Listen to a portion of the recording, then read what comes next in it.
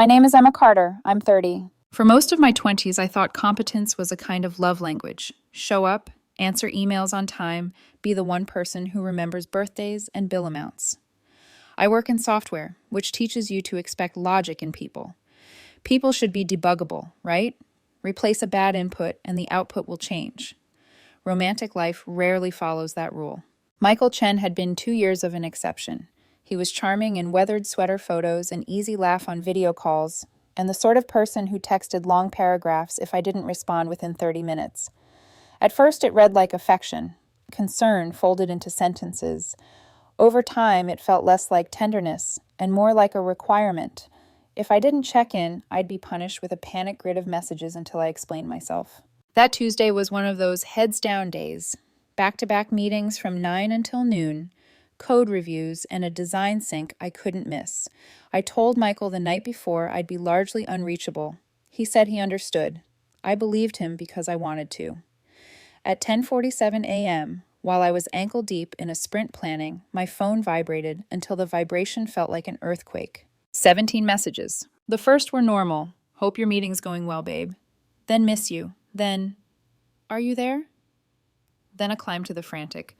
Why aren't you answering? Did I do something wrong? I paused, thumbs hovering. I typed a quick note. In meetings. We'll call at lunch. Love you. Sent. Thought that would be enough. At 11:23, the one that I will never forget, I'm in the ER. I took too many pills because you ignored me. I'm sorry. I just wanted you to notice me. Every wire in me zipped tight. I ran out of my meeting room without my laptop. My hands shook while I dialed. Voicemail. Called again. Straight to voicemail. I texted, "Which hospital? I'm coming now." Nothing. I don't know how fast I drove that day. The city viewed me as an urgent, errant comet. Speed limits blurred. I remember the dash ticking numbers and the light on the ceiling in the ER waiting room, feeling too bright. I told the receptionist, breathless, half sobbing, my boyfriend, Michael Chen. He texted, "He was in here. Please check." She typed, polite and efficient. "No one under that name is checked in today," she said. "Are you sure of the hospital?" The question landed like ice. I pulled out my phone, thumbed open our shared location, a small, practical thing he'd requested 6 months into dating because he liked the safety of it when I traveled.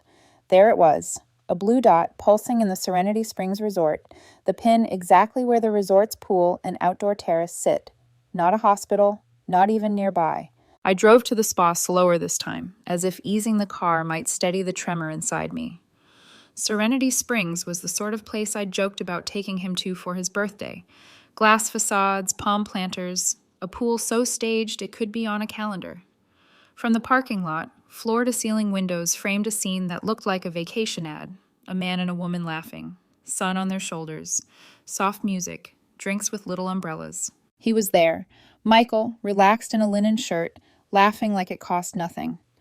The woman beside him fit the clutch in the photo I had seen 100 small times in my head. Dark hair, sunglasses, a leather tote draped over a chair. She had the kind of laugh that leans towards someone, not away. Her hand found his thigh as they spoke. She kissed him lightly. His phone lay face up on the table, light asleep like a small beacon. I stood in the lot and watched them move as if the world had rearranged for their comfort. I didn't storm the terrace. I didn't make a scene. I took a short video, 15 seconds of easy contentment, the way a prosecutor gathers evidence. I wanted proof more than catharsis. I texted him, "Which hospital?" The little reed ticked. No answer. I sent another, "Please answer." I watched the pool through glass until the sun made weird patterns on the water. Then he texted at 3:47 p.m. They pumped my stomach. I'm so embarrassed. "Please come pick me up." It read like a plea. It read like the thing he thought would secure me back in place. I flicked my phone to our family plan billing site, something practical I've kept because I like figures, and pulled the last 3 months of detailed logs. 2 numbers repeated again and again, calls and messages to a name I didn't recognize. A reverse lookup turned that string into Diana Richardson. I dug further. There were posts, a gala photo 2 months ago, Diana arm in arm with Michael, both smiling, caption, "Great night with great company." These were not incidental crossings. They were a parallel life he'd been keeping convenient and tidy so that when he needed dramatic currency, he could spend it recklessly. I decided for the first time that day not to trust my reactivity. I wanted evidence. So I drove across town to St. Mary's because that was the hospital he named. I sat in the late afternoon waiting room and sent him one more message. I'm here. What room? Answers came slow, then scattered. They said no visitors now. I'm groggy. I'll get an Uber home when they release me. The patchwork of lies started to look like a pattern. When Michael walked through my door at 7:30 p.m., he looked composed. Angle of a man who had rehearsed confusion and remorse. No bracelet, no antiseptic smell. His hair smelled like citrus, his linen shirt still wet from the pool. Tears eased down his face at the sight of me. I watched the theatrics unfold as if from behind glass. Emma, he said, voice thick. I'm so sorry. I panicked. I felt so alone, and I did something stupid. I kept my voice calm because I wanted facts, not theatrics. Which hospital? I asked. He blinked. Somewhere. They moved me. I don't remember the room. I was confused. Gastric lavage? I asked. They call it a stomach pump. He mumbled that word uncertainly. The syllables dropped like a test he hadn't studied for. My calm cracked into a clinical procedure. I showed him the video from the spa on my phone. The laugh captured, the hand on the thigh, Diana's face in the sun. His color changed in a way no apology could repaint. Diana is just a friend, he said. We bumped into each other. It was harmless. I drove across town to an ER you weren't in, I said. I watched you by the pool. You told me you tried to kill yourself, or at least sent that message, while sitting with someone who wasn't me.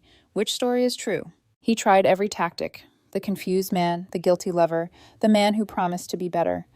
I watched him trot out versions of remorse I'd once been quick to accept. He reached for my hands. I stepped back. Get out, I said. The words were simple. They landed like ordnance. Pack. You have 20 minutes. What followed was the familiar theater of someone skilled at turning catastrophe into performance. He begged, pleaded, threatened to hurt himself if I made him leave. He promised he would stop seeing Diana. I recorded parts of it, not to shame him, but to protect myself from the shape of his words later. In the end, he called someone who drove him away in an expensive car while he cried on the passenger seat and, by the time it turned the corner, was laughing at something that person said. I watched them go. The next day, Michael's mother called, voice quavering. Emma, I had no idea, she said.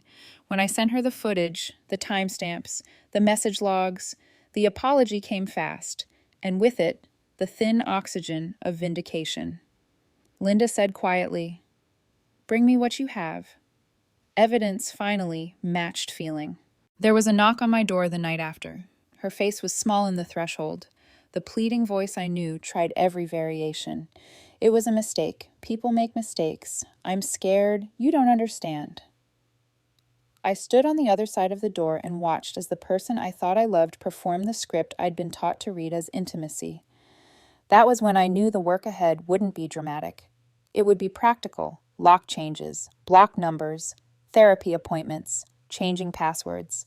It would be the quiet arithmetic of reclaiming a life. I texted one last simple message. Lose my number, Michael. The door closed. For the first time in a long time, my phone's buzz felt like nothing I had to answer. The hours after he drove away felt like the slow part of a sharpening blade, the patient, brutal work of making something keen. I started with practicalities. Locks first. I changed the front door code while his voicemail filled with theatrical apologies that I saved and then buried in a folder labeled proof. Then I built a small, stubborn dossier, screenshots with timestamps, the spa video, a map pin, the family plan logs showing his calls to Diana. Evidence is unromantic. It's spreadsheet rows and file names, but it stops the story from being only a feeling. Michael texted like a man pleading at the edge of a cliff. Please, he wrote. I was scared. I didn't want to lose you. I panicked. It wasn't any of your business who I met. He tried the mental health line next, the predictable bow that sometimes gets you sympathy. I'm not proud. I panicked. I need help. The messages wanted me to soften. I didn't. When his mother, Linda, called again, it was different. She had watched the footage and read the timestamps. Her voice was flat with disbelief. Emma, I don't know what to say. He never told me. I told her what I had, concise and civil. She cried, and then she said something I hadn't expected. "Bring me everything, please. I want to know the truth about my son. A parent's estimation can still mean something." Her being shaken made his story less palatable. I posted nothing. For a week, I didn't speak publicly about it. Part of me wanted to let the truth travel like a clean current through the small circle that mattered: friends, family, people whose opinions were rooted in history, not performance. Mutual friends reached out, some furious, some confused. A few called Michael, others texted me asking if I was okay. I sent the compact evidence packet to people whose judgment I trusted. They reacted the way dignity deserves: quiet support, offers to be with me if I needed company, and the occasional, helpful legal suggestion. Then a stranger named Tyler slid into my DMs. His message was short and brutal. "She did this to me too. Thought you should know."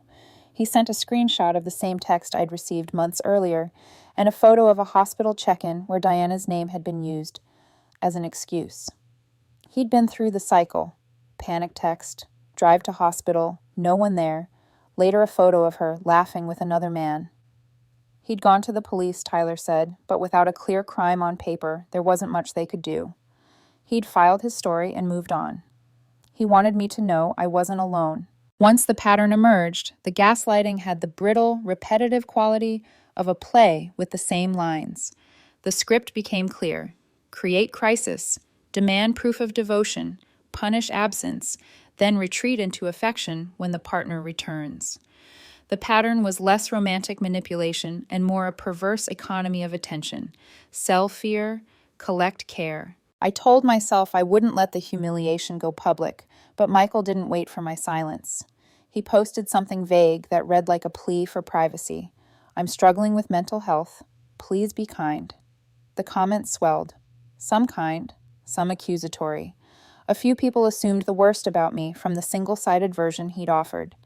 Social media reduces complexity to a headline and then moves on. The worst part was how fast some casual acquaintances believed the curated sorrow. So I took control of the narrative in the only way that felt true: receipts. I sent the evidence packet to Linda, who then called her friends, and to the small group of mutuals who mattered. I didn't post on my timeline. I didn't need to prove anything to strangers. I needed to make sure the people whose opinions I cared about could see what had actually happened. The responses were immediate and exacting. A handful of friends confronted him publicly with facts. One mutual friend, who ran a small local blog, published a careful account that framed the story as a warning about emotional manipulation. The smear attempts fizzled where truth met the light. Diana reacted in a way I hadn't expected. She texted me directly. Honest, short, and oddly remorseful. "I never meant to cause harm," she wrote. "I thought we were separated. He told me he and you had split months ago." It was an explanation, not a confession. Either she'd been working from a lie his convenience supplied, or she was trying to salvage a version of herself that didn't look like a homewrecker. Her explanation mattered less than the fact of a pattern. Others had heard similar stories. The weeks that followed were administrative and intimate in equal measure. I changed passwords, closed joint accounts, and scheduled a therapy appointment. Dr. Chen asked me the question I hadn't been able to voice yet.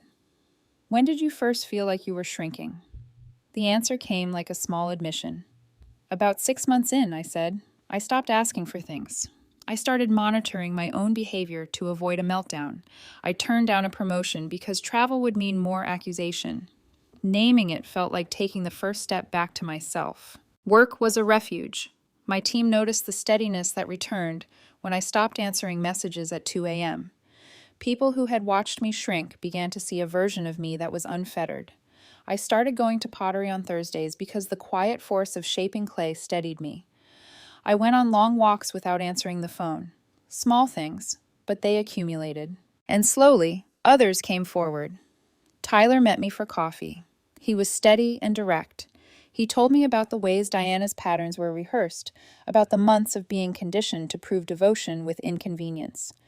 Later, another man named Ben shared screenshots that looked like mine. One by one, the strings formed a net. It was corrosive and also strangely liberating. The horror of recognition was tempered by the relief of not being the only one. Michael tried one last maneuver, a face-to-camera video he posted, eyes hollow, that read like contrition. "I made mistakes. I was overwhelmed. I'm getting help. The comments predictably split. Some believed him, others asked questions that rang like small trumpets of accountability. But the performance had lost its power for me. I'd seen the footage of the pool. I'd listened to my own breath in waiting rooms. I'd become the custodian of my own dignity. Diana's accounts quietly went dark after a few weeks. Michael's posts faded into sporadic mentions of therapy and vague self-improvement. He reached out to his mother less. Linda, who had started to stitch herself back together around the truth, called me one evening and said gently, "I don't know how to fix this for you, but I'm glad you told me. You have every right to protect your life." Her words were simple and salvific. 2 months later, the immediate storm passed. I kept the footage in a locked folder. I kept a printed copy of the receipts in a small box. They were not trophies. They were safeguards in case the story reappeared. I blocked numbers, changed my routines, and let the noise recede into daily life. I began to sleep again, without checking the phone at 2 a.m. The sensation of not being on call felt like oxygen. But recovery wasn't linear. Some nights the footage replayed in my head. Other nights I woke at dawn and wrote pages of things I never said. I learned that healing is not the absence of pain, but the presence of a life that no longer depends on someone else's approval. A month after the accounts closed, Michael was seen with Diana once, a short-lived public curiosity that dissolved when their connection fizzled. According to mutual friends, it lasted about 6 weeks before reality intruded on their curated intimacy. I felt a small, precise thing then. Not triumph, not sorrow, simply indifference. It was a better currency than revenge. I started accepting invitations again. I showed up for dinners, for hikes, for the pottery class where I finally cracked a bowl into something intentionally imperfect. Tyler and I stayed in touch. We compared notes with a pragmatic, slightly dark humor that felt like community. Linda and I met for coffee once. She apologized not just for her son, but for not seeing the signs earlier. I accepted the apology because holding grudges is heavy and because the truth had already been bloodied into the open. One night, looking at the small pile of printed screenshots on my kitchen counter, I felt a clarity I hadn't expected. The woman who sent me that first frantic text, begging for notice, staging a crisis while poolside, was not someone I had loved so much as someone I had become responsible for. There is a difference. I had learned the hard way that love does not require self-erasure. It's astonishing how quickly a life reclaims its rhythm once you stop fighting to keep a lie alive. At first, the quiet felt foreign, the kind that rings in your ears because you've forgotten what absence sounds like. Then it became something softer, almost sacred. I started to rebuild mornings. No crisis messages, no half-truths to decode, just coffee, sunlight, and the freedom of knowing that nothing catastrophic would happen if I didn't check my phone. Linda called once more, this time not as his mother, but as a woman who'd seen her own illusions collapse.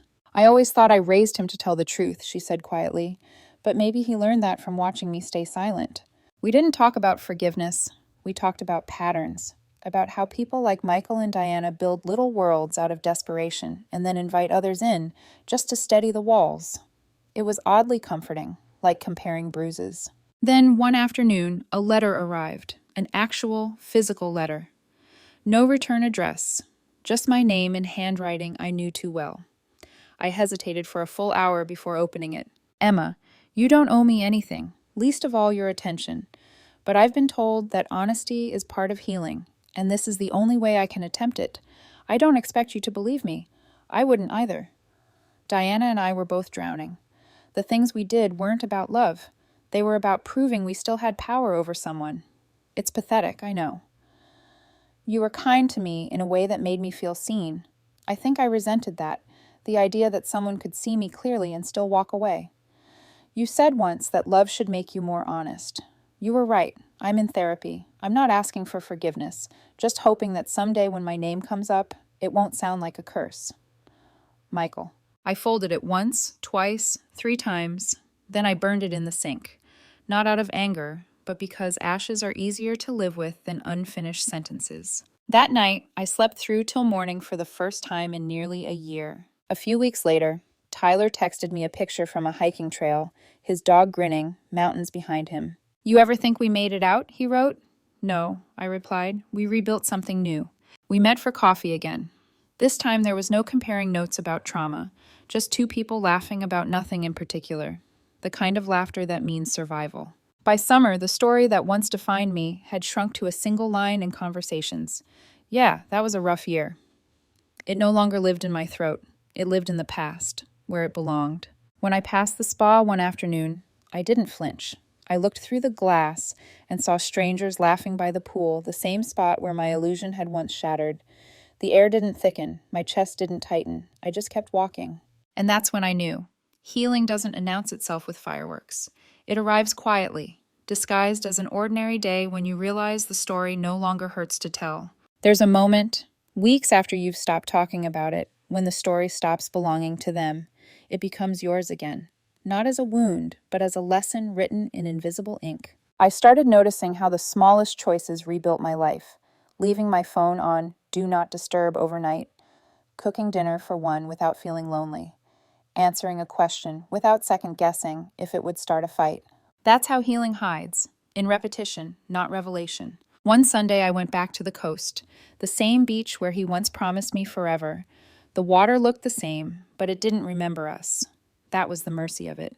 I walked to the edge, shoes in hand, salt biting at my skin, and for the first time I didn't replay the betrayal. I thought instead about what had survived it, my steadiness, my capacity to start again, my refusal to vanish. There's no cinematic closure, no grand apology that makes it worth it, just the quiet truth that some endings are really just homecomings, a return to the person you were before you learned to shrink. When I left the beach, I passed a couple arguing softly. The girl's voice cracked in a way I recognized, not from anger, but from exhaustion. Our eyes met for half a second, and I wanted to tell her, you don't need to break to be believed, but I didn't. Some lessons you have to walk through yourself. That night, I sat by the window with the city hum beneath me and wrote a single line in my journal. Sometimes you don't get the closure you want. You get the clarity you need. I closed the notebook, exhaled, and smiled, because for the first time, the story didn't feel unfinished. It felt complete.